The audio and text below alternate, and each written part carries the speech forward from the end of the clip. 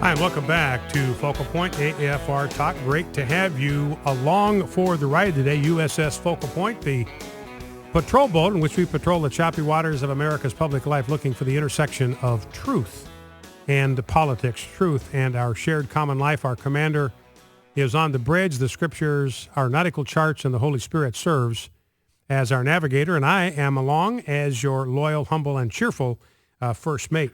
Now, a couple of things I want to open the program with that are kind of in the winnable war category. I tell you at the end of every day that we are fighting a winnable war. And here's a great story from California. There was a war memorial cross that had stood on a rocky outcropping there in the Mojave Desert, I believe, since 1934. And it had been there not bothering. It's in the middle of the desert. I mean, there's nobody even around to be offended by this thing. But naturally, the ACLU, or one of those anti-Christian liberty union organizations, got hold of it, and they got the cross taken down. Now, a deal was struck in which the federal government made a land swap with a private organization, a private veterans organization, and that land on which the cross sat is now on private land. Now, to me, that's a huge concession in religious liberty. I hate that. I despise the thought that in order to have that cross put up, it's got to be on private land again, as if there's something wrong or unconstitutional with the public acknowledgement of God, or the acknowledgement of God, or the acknowledgement of Christianity, or the acknowledgement of our Judeo-Christian heritage on public land. And of course, there is nothing wrong with that. There couldn't possibly be anything wrong with that. Our founding fathers dated our founding documents, both the Declaration of Independence and the Constitution, from the birthday of Jesus Christ. I mean, our founding legal documents are dated back to the day of his birth. How could it possibly be something wrong with some kind of public acknowledgement of him in the public square? But a judge signed off on this. So the cross does get to go back, and yesterday it was reinstated. It was resurrected on Veterans Day. Henry Sandage rededicated. He's the guy that cared for the original cross before it was taken down, the 1930s cross. He rededicated a brand new 7-foot steel cross on the same hilltop. So that's a winnable war moment for the day. The War Memorial Cross in the Mojave Desert is back on display.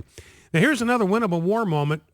1 Million Moms, Monica Cole, executive director, took on J.C. Penney when they made Ellen DeGeneres their spokesman and the face of J.C. Penney.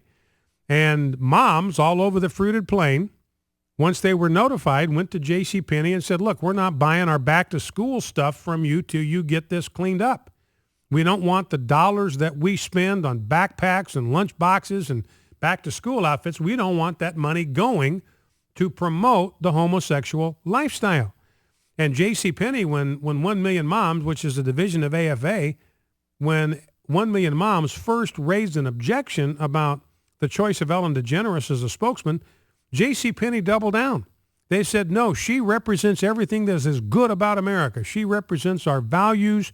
We're not going to back away 1 inch. We're proud to be associated with Ellen DeGeneres. And so more and more people stayed home.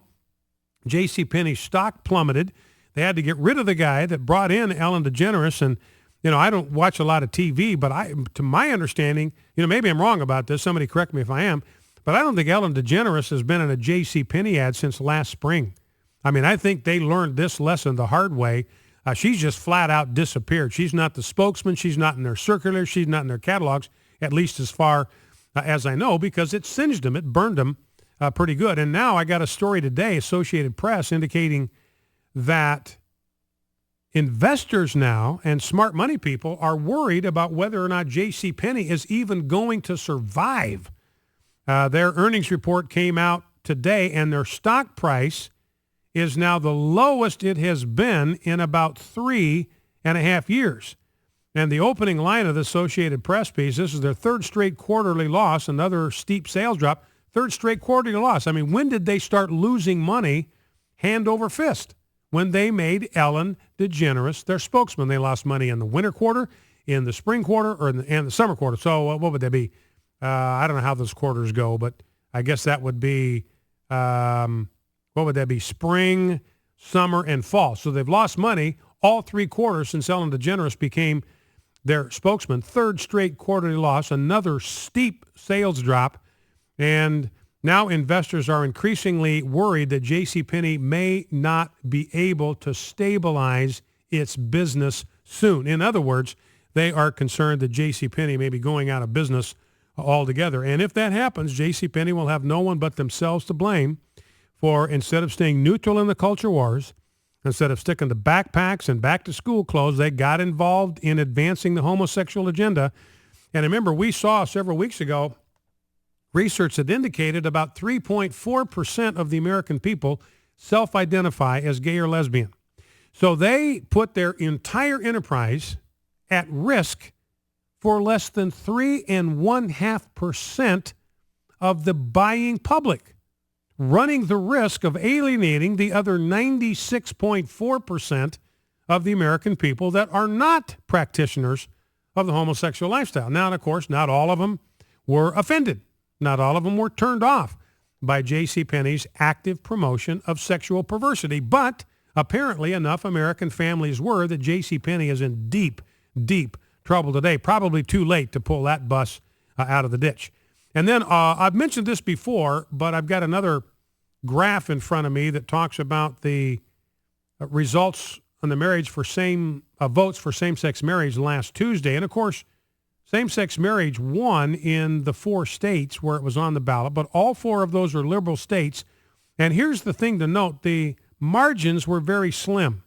In other words, in Maine, 53% voted for same-sex marriage. In Maryland, it was 52%, Washington 52%, Minnesota 51%. Those are pretty narrow margins. And the natural marriage coalitions got outspent either 4 or 5 to 1 or as much as 10 to 1, like in the state of Washington. In Washington, you had all of that big money corporations, I mean the Microsofts and the Starbucks and the Boeings, just throwing hundreds of thousands of dollars into the campaign to normalize sexually abnormal behavior, and they were successful. But here is the thing. I mentioned this, that the vote totals for marriage in all these states were higher than the vote totals for Romney and Ryan.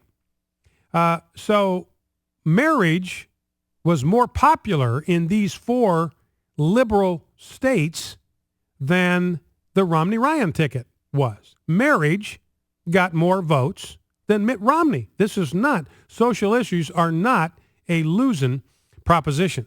For instance, in Maine, 47% of the people voted for natural marriage, but only 41% voted for Mitt Romney. In Maryland, 48% of the people voted for natural marriage. Only 37% voted for Mitt Romney, a differential of 11 points.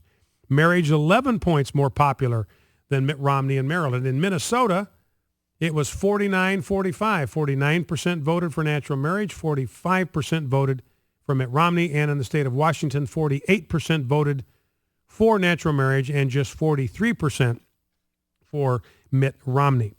By the way, one other detail from the election that I find fascinating, that more evangelicals voted for Mitt Romney than Mormons. A higher percentage of evangelical voters voted for Mitt Romney than Mormons did. Mormons got 78% of the vote, according to Pew Research's exit poll data, whereas evangelicals voted for Mitt Romney 79-21. So Mitt Romney got 79% of the evangelical vote, but just 78% of the Mormon vote. So I find that to be a fascinating little detail. Now, I want to talk with you about this situation with General Petraeus, because we need to get to that, and we'll take your phone calls starting at the bottom of the hour. 888-589-8840 is the number to call. 888-589-8840 is the number. Now, obviously, you're aware of the we're going to get some of the details here, but I just want to begin with kind of the big picture. And the big picture here is that that adultery brought this man down. And there are a number of lessons that are pertinent to what we can take away and what we can learn from this scandal. But I think one of the things we need to understand is that we need to get past the point where we say that what a public official does in his private sexual life is nobody's business but his, that it's irrelevant. Well, it's not. I mean, one of the reasons that he had to step down was because of the potential that he had compromised national security because of his dalliance with his married paramour. Now, we're going to play a couple of sound bites coming out of the break to kind of flesh out some of this.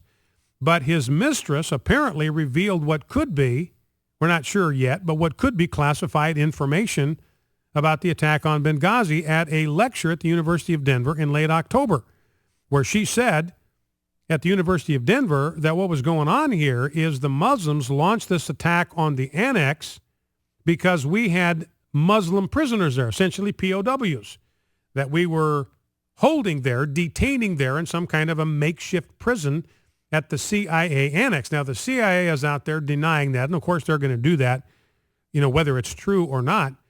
But she had to get that information from somewhere. So she's out there saying, look, this CIA annex was actually a prison. And we had some high-value Muslim detainees there. The Muslims got wind of it. They launched this coordinated attack on the annex in order to set those Muslim POWs free. Now, that would be classified information. I mean, she's the one that's coming out with this stuff. Where did she get that? Was that classified? Is there any truth to it? So the point is, private sexual conduct does matter. And it's perfectly appropriate for conservatives to raise questions about somebody's fitness for office based on their private sexual conduct. Remember that John the Baptist, when King Herod was in a dalliance with his brother's wife, he said, it is not right for you to have her. And he said that in front of God and the entire electorate in the nation of Israel. He said it to all of his subjects, the entire population. It is not right for you to have her. And of course, he lost his head as a result, got his head cut off for speaking truth to power. Focal Point, AFR Talk.